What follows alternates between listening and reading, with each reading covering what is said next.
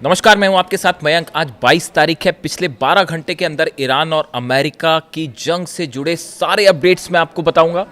देखिए, इस वक्त की बहुत बड़ी खबर, एक बार फिर अमेरिका की तरफ से ईरान के ऊपर बड़ी स्ट्राइक्स की गई हैं और साथ ही साथ ईरान ने भी बड़ा पलटवार किया है अमेरिका के बेसिस पे और हॉर्मुज पर।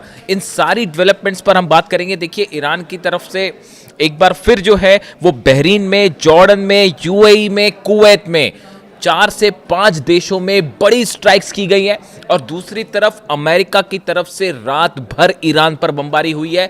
ये बमबारी चाबहार पोर्ट के आसपास हुई है, बंदर अब्बास के आसपास हुई, केशम आइलैंड को निशाना बनाया गया है, कीश आइलैंड के पास जो है हमले किए गए। देखिए, अमेरिका की तरफ से एक बार फिर उन ठिकानों पर हमले किए जा रहे हैं जहां से ईरान के मिसाइल लॉन्चर्स एक्टिवेट होते हैं, मिसाइल्स दागी जाती हैं। ईरान की तरफ से जो मिसाइल दागी जा रही हैं, ये 2 तरह के हमले हो रहे हैं। एक वो मिसाइल लॉन्चर्स हैं जो ज़मीन के ऊपर हैं, एक वो मिसाइल लॉन्चर्स हैं जो ज़मीन के नीचे हैं। जो ज़मीन के नीचे मिसाइल लॉन्चर्स हैं उनके बारे में कोई जानकारी किसी के पास नहीं है कि मिसाइल्स कहाँ से फायर होती है, लेकिन जो ज़मीन के ऊपर से मिसाइल्स दागी जा रही हैं उनको सैटेलाइट के ज़रिए लोकेट करके निशाना बनाया जा रहा है। डोनाल्ड ट्रंप की तरफ से बयान आया कि पहले हमारे टारगेट पर जो थे वो ईरान का न्यूक्लियर प्रोग्राम था। हम चाहते थे ईरान की न्यूक्लियर कैपेबिलिटी जो है वो खत्म हो, लेकिन अब हमारे निशाने पर ईरान का मिसाइल पावर है। अब देखिए, मामला वहां शिफ्ट हो गया जहां नेतन्याहू चाहते थे। नेतन्याहू की हमेशा से ये इच्छा थी कि सिर्फ न्यूक्लियर प्रोग्राम को लेकर बातचीत ना हो, मामला मिसाइल पावर पे भी रोक लगे ईरान की। ये नेतन्याहू शुरू से चाहते थे और देखिए वही बात अब होती दिखाई दे रही है। अल्टीमेटली डोनाल्ड ट्रंप भी अब वही भाषा बोल रहे हैं जो डोनाल्ड ट्रंप कह रहे थे, जो नेतन्याहू कह रहे थे कि मिसाइल पावर पर रोक लगाई जाए। इस तरह की बातें सामने आ गई हैं, लेकिन हकीकत ये है, जो असली खबर है वो ये है, ईरान की तरफ से एक बड़ी वार्निंग दे दी गई है अमेरिका को और उसके लिए एक टाइम लाइन जो है वो भी फिक्स कर दी गई है। देखिए, इन हमलों के बीच ईरान की तरफ से एक बहुत बड़ी वार्निंग दी गई है। अमेरिका को 3 दिन का वक्त दिया गया है, यानी कि 72 घंटे 72 आवर्स, जो कि कल से शुरू हो चुके हैं और जिसमें कई घंटे बीत चुके हैं।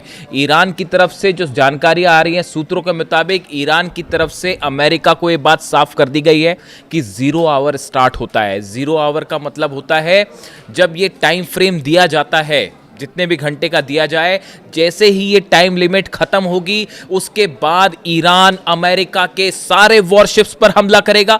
अरब के जितने इंफ्रास्ट्रक्चर है उन पर हमले किए जाएंगे, अमेरिकी सैनिकों को निशाना बनाया जाएगा, अमेरिकी बेस तबाह किए जाएंगे। यानी एक ऑल आउट वॉर का ऐलान मान के चलिए आप इसको। देखिए, 0 आवर जो होता है अनाउंसमेंट, आर्मी और मिलिट्री से जुड़े लोग जो हैं इसका ज़्यादा इस्तेमाल करते हैं। इसमें एक प्रकार की चेतावनी दी जाती है, दुश्मन को एक टाइम फ्रेम दे दिया जाता है, जो कि ईरान की तरफ से 72 आवर्स का दिया जा चुका है अमेरिका को। और ये सब हुआ है अमेरिका के उन हमलों के बाद जो कि न्यूक्लियर इंस्टॉलेशंस पर हुए, खास तौर पर दारखुविन में जो हुए हमले। बुशर पर हमले हो रहे हैं, दारखुविन पर हमले हो रहे हैं, जिसको लेकर ईरान और आईआरजीसी की तरफ से बड़ा एक्शन लिया गया। इन हमलों के बाद अमेरिका को यह बता दिया गया कि अगर 72 घंटे के अंदर आपके हमले नहीं रुके तो हम ऑल आउट जंग का ऐलान करेंगे आपके खिलाफ और उसके बाद एक भी जहाज नहीं बचेगा। देखिए, आप हकीकत जानना चाहते हैं, हकीकत यह है कि हॉर्मुज में पिछले 12 घंटे के अंदर करीब 100 अबू मेहदी मिसाइल्स फायर की गई है। ये जानकारी सामने आ रही है। अमेरिका के 17 वॉरशिप्स जो हैं वो पीछे हटाने पड़े हैं अमेरिकन नेवी को।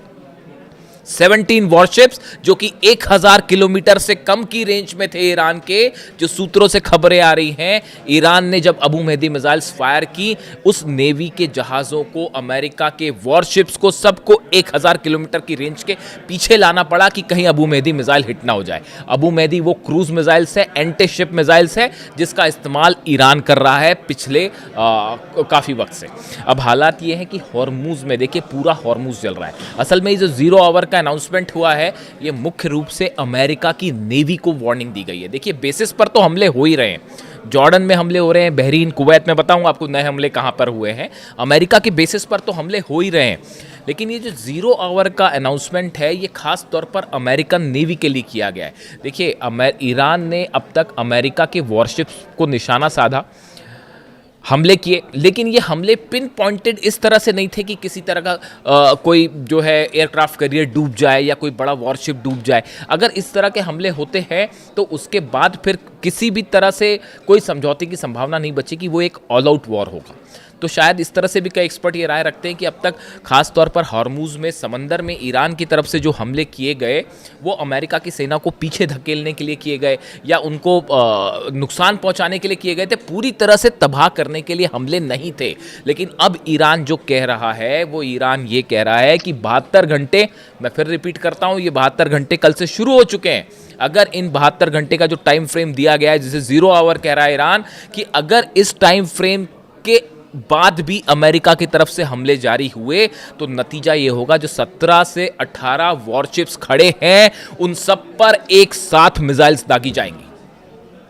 जितना इंफ्रास्ट्रक्चर है अरब का वो एक साथ उन पर मिसाइल दागी जाएंगे। जो बेसिस है उस पर पहले के मुकाबले ज्यादा बड़े हमले होंगे। आप देखिए जो नए हमले हैं, ईरान ने एक बार फिर बहरीन में पावर स्टेशंस को आग के हवाले कर दिया है। यहां पर बड़ा मिसाइल अटैक हुआ है और ये बैलिस्टिक मिसाइल अटैक था। बहरीन के एक पावर सेंटर पर गिरा है, एनर्जी सेंटर पर, और वहां पर जो है बड़ी आग लगी और तबाही की तस्वीरें सामने आई हैं।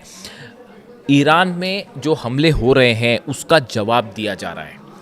अमेरिका के हमले पहले न्यूक्लियर इंस्टॉलेशंस के आसपास हुए, अब मिसाइल साइट्स को निशाना बनाया गया, इसके बाद अब मामला एनर्जी सेंटर्स पर आ गया है। ईरान के एनर्जी स्टेशंस पर, फ्यूल स्टेशंस पर हमले शुरू हो चुके हैं।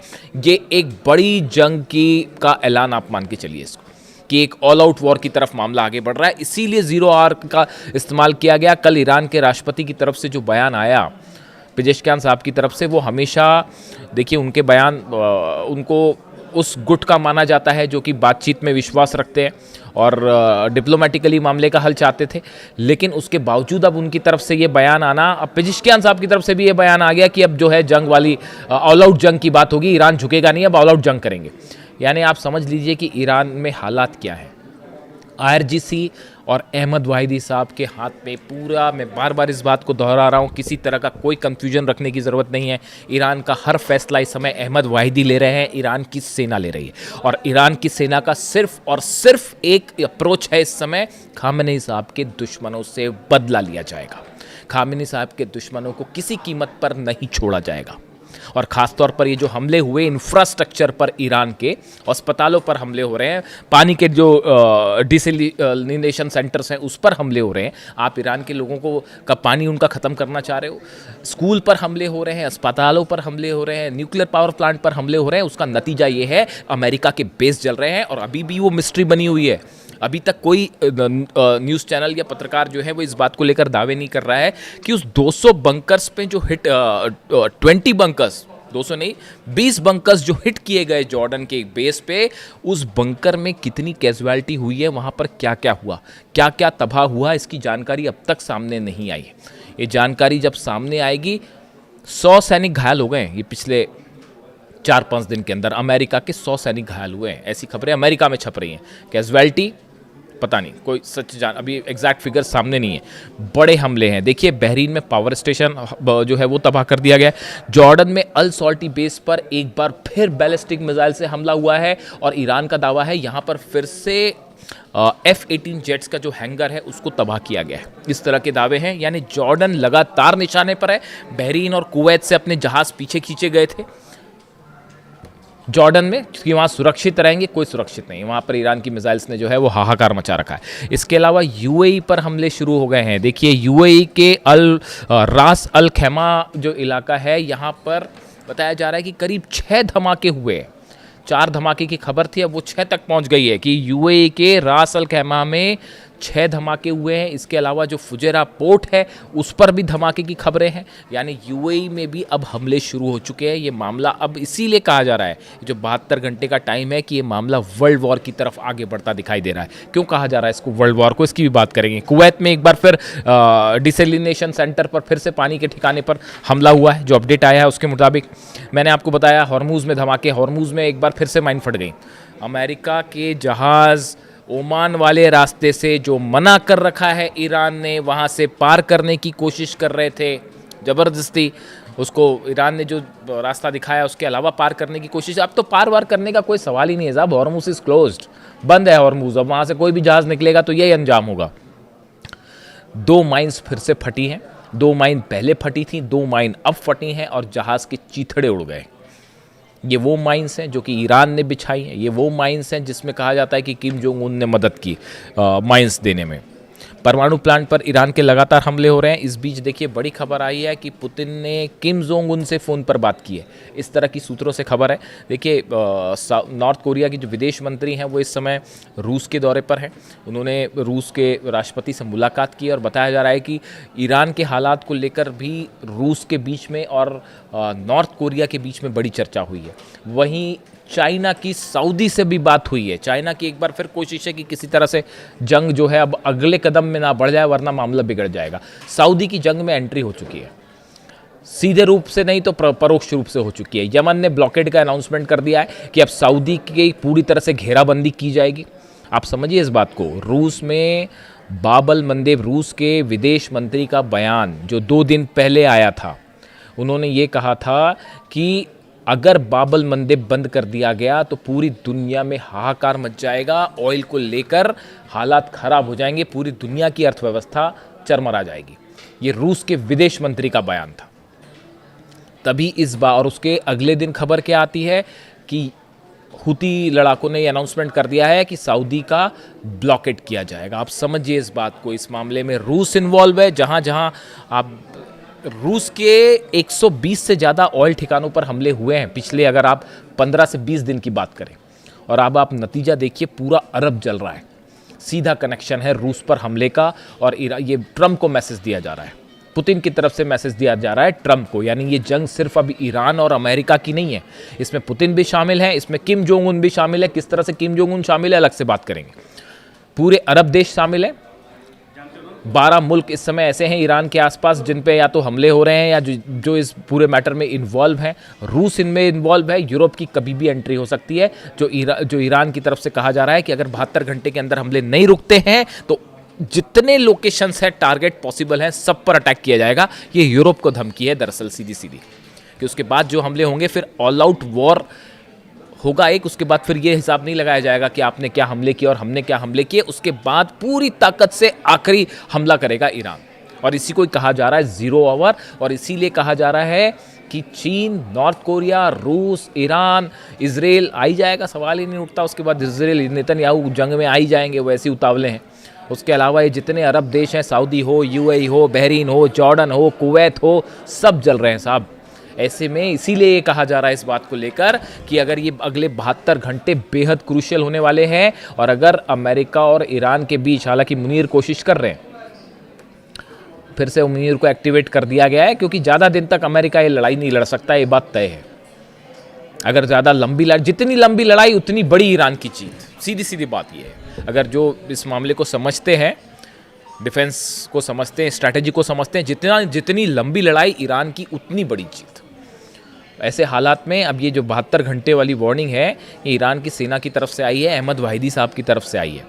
और अहमद वाहिदी वो कमांडर हैं जो सारे फैसले ले रहे हैं और जिनका, मैं फिर से इस बात को रिपीट करता हूँ, अली अहमद वाहिदी साहब वो कमांडर हैं ईरान के जो कासिम सुलेमानी साहब के अंडर में आगे बढ़े हैं, जो इमाम खामेनी की जो है उनके खामेनी साहब के दिशा निर्देश पर आगे बढ़े हैं और उनका विज़न बिल्कुल क्लियर है। अमेरिका के साथ कोई डील नहीं, अमेरिका धोखा देता है, जंग करो, बिल्कुल क्लियर, कोई कन्फ्यूजन नहीं है। और ईरान की सेना ने तय कर लिया है, जो मेरे सूत्र बता रहे हैं कि अहमद वाहिदी साहब ने इस बात को तय कर लिया है कि सिर्फ जंग के रास्ते घुटनों पर लाया जाएगा। और इसीलिए कहा जा रहा है कि मामला वर्ल्ड वॉर की तरफ आगे बढ़ रहा है। जो भी अपडेट होगा लेटेस्ट आप तक पहुंचाऊंगा। वीडियो कैसा लगा कमेंट करके ज़रूर बताइए। Thank you so much.